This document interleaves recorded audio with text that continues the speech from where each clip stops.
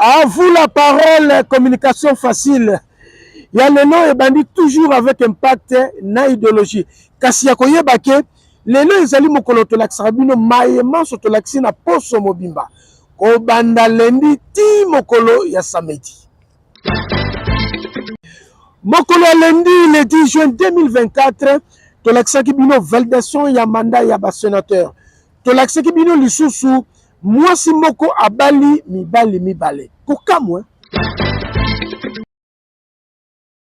Sous conduite, ya Yemoko, président ya bureau d'âge ya Sénat, Pascal Kinduelo, plénière ya jeudi 6 juin, Oyo ezalaki na salle de congrès ya Sénat. Un seul point ezalaki à l'ordre du jour, validation ya pouvoir ya ba sénateur, Oyo bazalaki élu le 30 avril passé. Au total, 84 sénateurs nde bazalaki validés après rapport ya 5 commissions.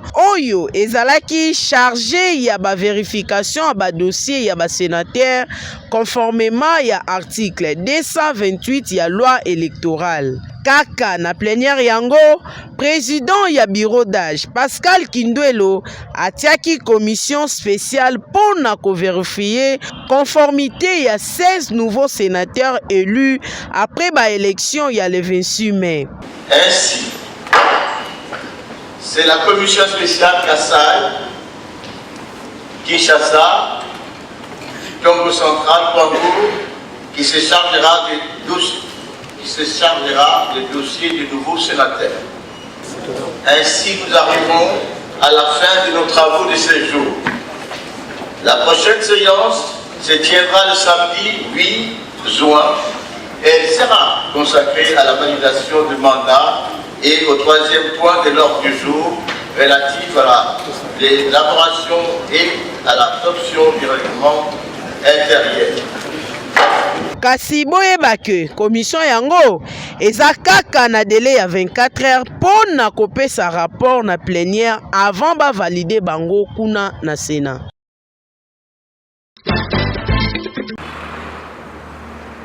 Ezali réalité kasi théâtre te mwasi moko abali officiellement mibale na jour moko. Oko kanisa nde eza filme me kasi ndenge kaka koza komona boye. Mwasi yango yeyo mibali na ye pe bango yeyo mibale batelemi moko na gauche moko na droite tokanisa kutu ke baza mapasa me kasoko tali bien baza penza ya kokokana te.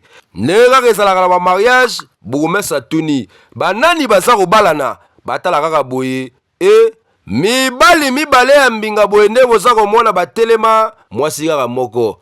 Bourgmestre pe alobi eza makambo na nga te toleka na procédure ya kolatisa na bano. Ndenge kaka ezalaka ayebisaki mobala liboso zwa alliance latisa mwasi na yo bino moko botala noko azwi alliance alatisi mwasi ekomaka mpe na tour ya mwasi te mwasi mpe azwi ano mosusu alatisi ye me kasi différence ya bango mibale bino moko botala awa ekomi na tour ya mobala mibale mwasi azwa alliance moto liboso alatisi mobali mosusu azalaki na droite kaka ndenge boza komona boye après bourgmestre pe alobi botombola maboko bango nyonso misato batombola kaka ndenge boza komona boye bato pe obayi kokompanie bango na mariage yango babeti maboko. Mokili ezokende wapi? Mwasi moko mibale mariage esalami le même jour bino moko bomoni mobali alati mwasi alati mobali ensuite mwasi alati mobali mosusu c'est-à-dire mwasi nde mutu abali mibale kasi mobali moko te. Tamona mokili omona makambu mokili vitesse ekoma okendele ekomi kobangisa po ya ba deux fois esi ekoma nango officiel tomona mwana 12 ans abali mama 50 ans mais kasi oyo lelo mwasi abali mibali mibale tala papa Mbosso aloba nyonso ezalaka théâtre te.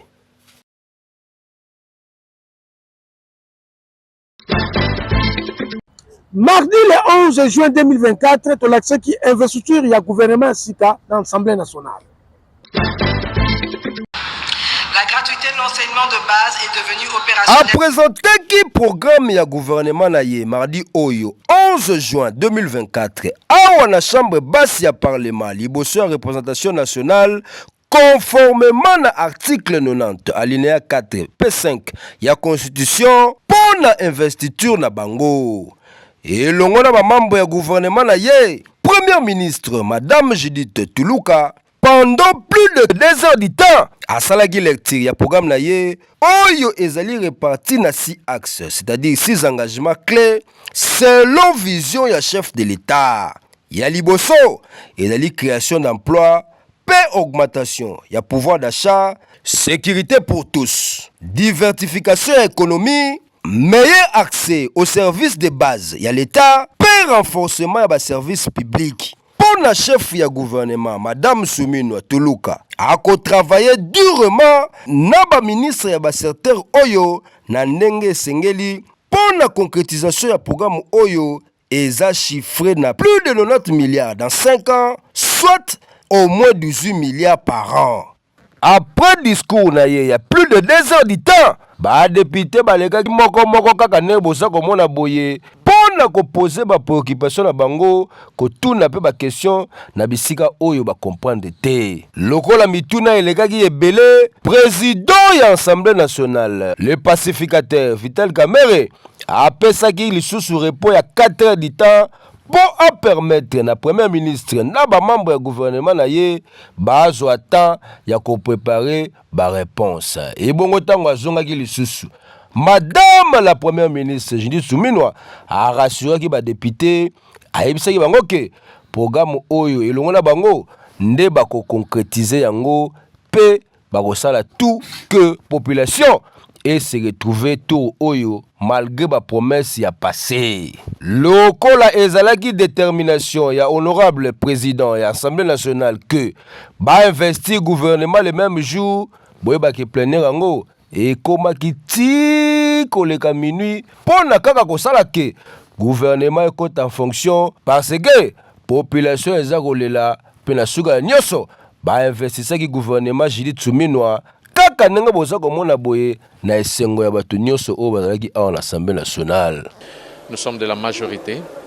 Nous sommes reconnaissants pour tous les efforts qu'elle a pu fournir et réunir pour amener devant les représentants du peuple ces programmes quinquennales.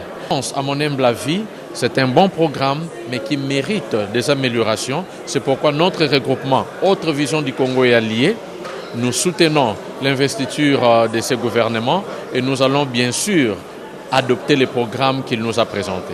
Ah oui, gouvernement est bandit, mais kasi esengeli boyebake. Ezali premier gouvernement, il y a deuxième mandat ya chef de l'État, Félix Antoine Tshisekedi Tshilombo. Oyo ezali constitué na 54 membres, peut diriger la première femme na tête ya gouvernement, Madame Judith Tuluka Suminwa. Avec plusieurs défis, awa musale bandi tokomona ndenge basalaka musala ya l'État. Ingeta. Mercredi le 12 juin 2024, nde tolakisa bino remise et reprise na primature. Na remise et reprise kuna na ministère ya économie.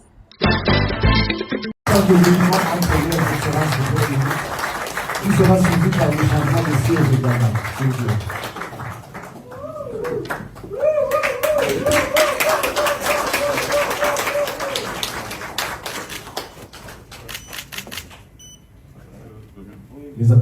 Les applaudissements timides.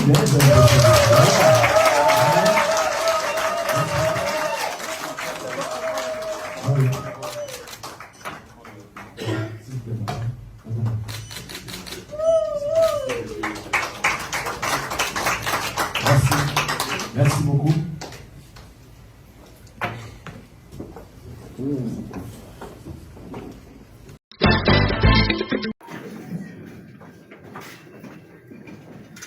azwaki ebonga na ye mercredi oyo officiellement après cérémonie ya remise et reprise awa na ministère ya économie ye nani Daniel Mukoko Samba mukolo logique oyo azali espoir ya bakongolais nyonso na ministère oyo en tant que vice-premier ministre en charge ya économie. Cérémonie yango esalemaki kitoko kaka nde boza komona boye entre ye na intérimaire ya prédécesseur na ye Eustache Mwanzi. Kaka ndenge ezalaka liboso basala échange ya basignataire discours ya secrétaire général esalemaki kaka nde boza komona boye pona kolakisa quelques points oyo ezalaki utile oyo kotambusa ye na ministère oyo na simande Eustache Mwanzi asoki maloba pona ko remercier ba collaborateurs na nyonso o ba accompagner qui na mission oyo abane ko sala en tant que intérimaire ya Vital Kamerhe oyo a démissionnaki pona ko kende ko kamba Assemblée nationale simande Daniel Mukoko Samba elongo na ye basalaki échange ya ba signataire kaka ndenge zalaka après azangaki maloba te. Je prends mes fonctions de ministre de l'économie nationale avec beaucoup de sens de responsabilité vu le contexte dans lequel se trouve notre pays. Et je voudrais profiter de l'occasion pour dire à Monsieur le Secrétaire général, qui est une vieille connaissance, collaboration, dialogue,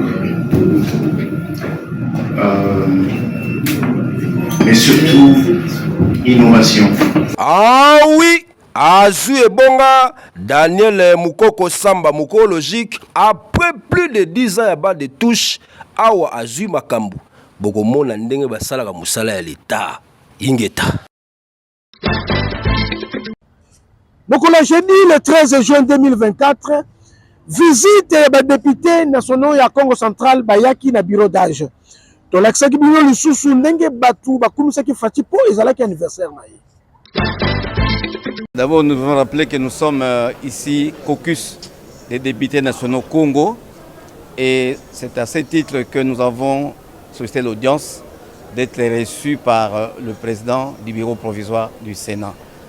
Le motif est simple, lui en tant que patriarche, en tant que Mouta comme on dit chez nous, c'était tout à fait normal comment on l'a élevé président du bureau provisoire du Sénat, que nous venions justement de présenter les civilités, échanger autour des questions qui concernent notre pays, autour des questions qui concernent notre province. Et donc c'était un échange en famille, mais en même temps politique parce qu'il est politique, et tout s'est bien passé. Mais comme pour tout Mouta, comme pour tout patriarche, pour tout frère aîné qui a reçu ses frères et sœurs, il a été très enthousiasmé, très content et très honoré de notre visite.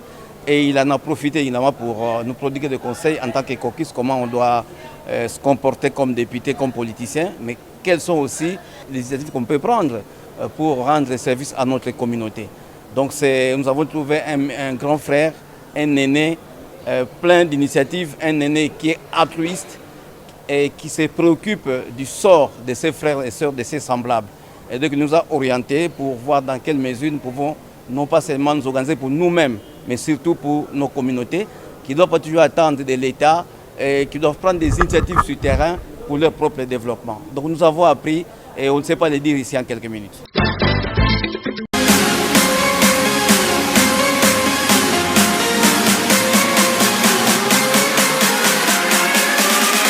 Son Excellence, Monsieur le Président de la République, Fatou Béton, Mbotama Elamu, Toyebi Misala, Eza, Ebele, Bosono Kande Ngolobaka, Kisalome Banda, Yangoana, Kisalome Sie Bandi, Tozo sentir Misala Nayo, Misika Ozali, Tikala Président Ozali Ponabiso, Tolini Président Mosusu, Tekara Ningo Zawana, Tolini Ndinyoana, Misala Nayo, Tolini Ndinyoana, ba changer Mutema Naote, to Pona Kyopona Mutema, Ozana Mutema Bonzambe, continuer kolinga mboka ndenge oza kolinga mboka oza kodefendre misala oza kosala oza komédiatiser yango te mais congolais toza kosentir yango.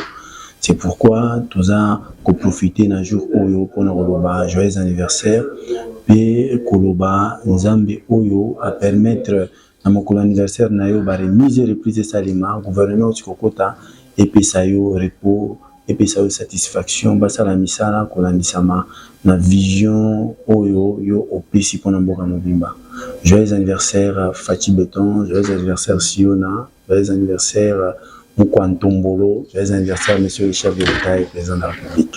Aujourd'hui, jeudi 13 juin 2024, c'est le jour de la naissance de son Excellence, Monsieur le Président de la République, comme j'aime bien l'appeler, le commandant des forces armées de la République, son Excellence Félix Antoine Tshisekedi Tshilombo, à qui je souhaite joyeux anniversaire. Je lui souhaite bon succès pour ce mandat, parce que nous voulons que le Congo puisse obtenir de très bons souvenirs au passage de notre président de la République.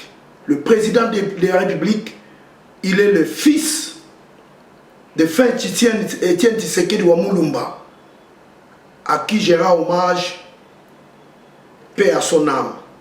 Fachi Beton, personne ne peut vous nier aujourd'hui parce que Dieu vous a envoyé pour conduire à bon port notre pays.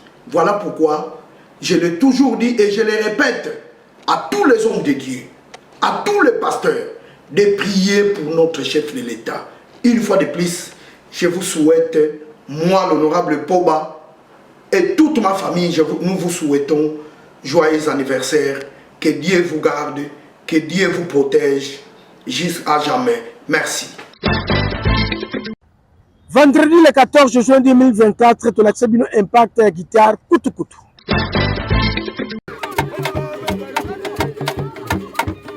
eza na impact na ndenge ya kosakana te bakongo nde bayebi yango babengaka yango kutukutu bino mobotala monene nango guitare traditionnelle awa soki olie otondi te kopusana te po okoka même kotombola yango te esengaka 6 personnes pona nanu komema yango epuis pona kobeta yango moko fa simba yango liboso mosusu na katikati mibale na suka kaka ndenge boza komona bajeni oyo awa bango nde baartiste numéro 1 ya village oyo po so bona matanga feti il faut koluka bango po sino te okosala feti na yo me ekozala na impact ata moke te me soki bango bazali botala ndenge feti to matanga ekomaka kitoko.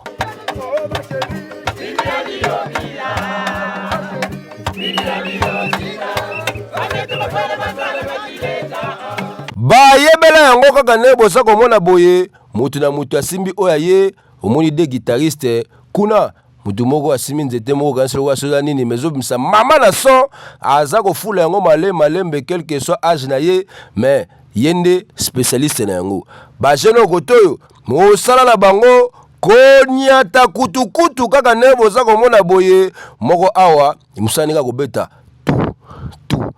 tu mususu oyo kobeta guitare mususu kuna simba to simba na parce que awa soki moko alongwe son nyonso bebi donc faut bazala kaka 4-5 boye po bimisa son original na yango kaka ndenge ba villageois oyo ya kotoyo balingelaka yango mais bango moko bapesi explication po bayebisa biso soki penza kutukutu eza nini pe impact oyo ezalaka na yango po niveau bato bazobinyata makinu boye elakisi pena ke baza se retrouver.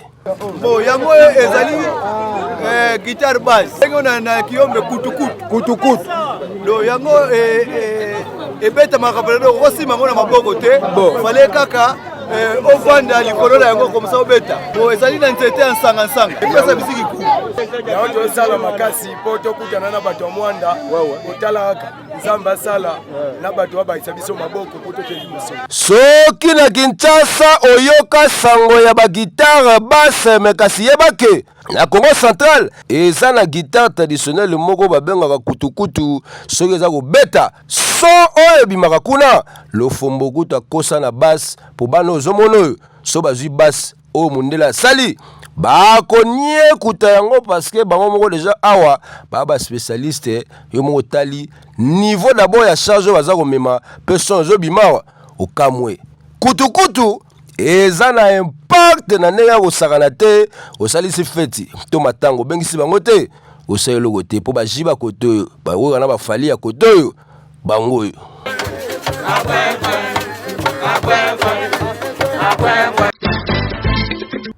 Mokola samedi le 15 juin 2024, yango pe tolakisaki article 15 oyo lingi koloba débrouillez-vous pour vivre. Bolanda na mwanda ekopesa bino sengo mingi.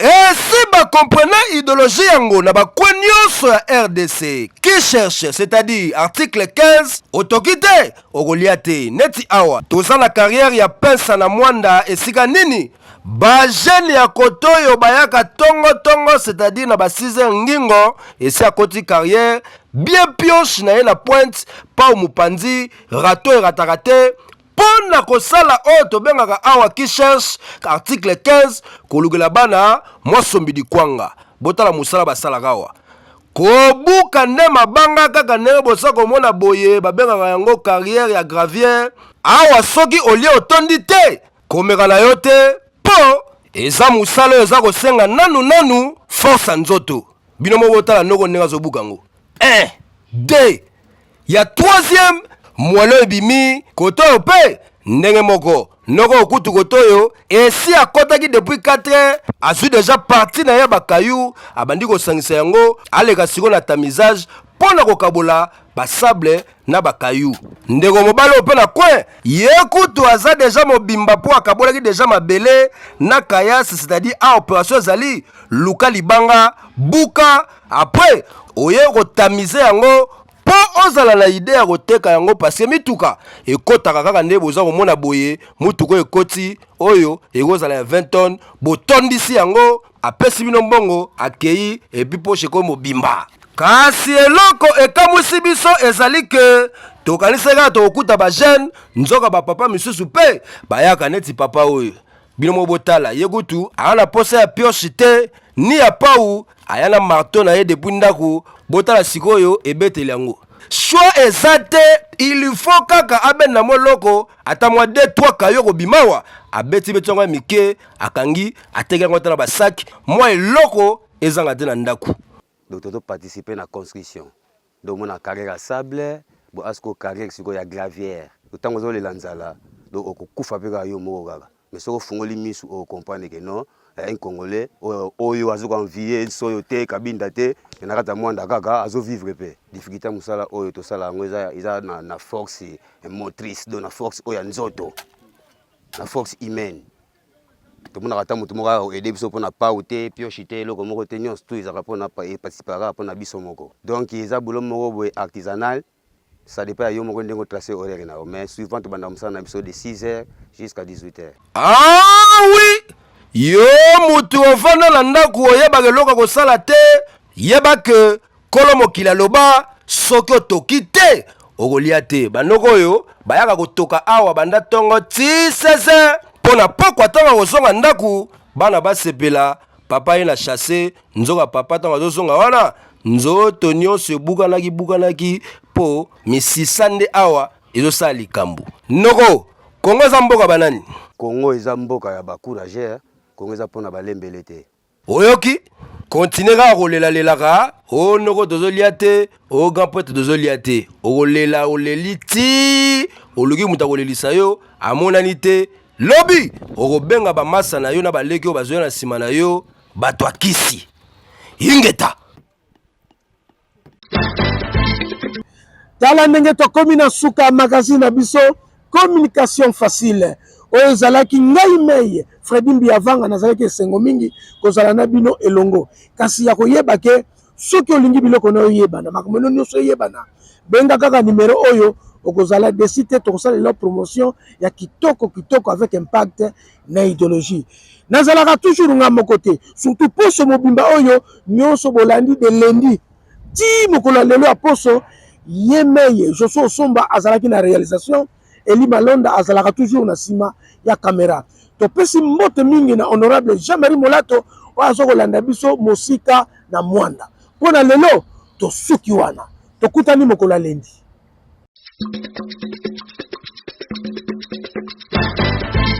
Adila Manchester,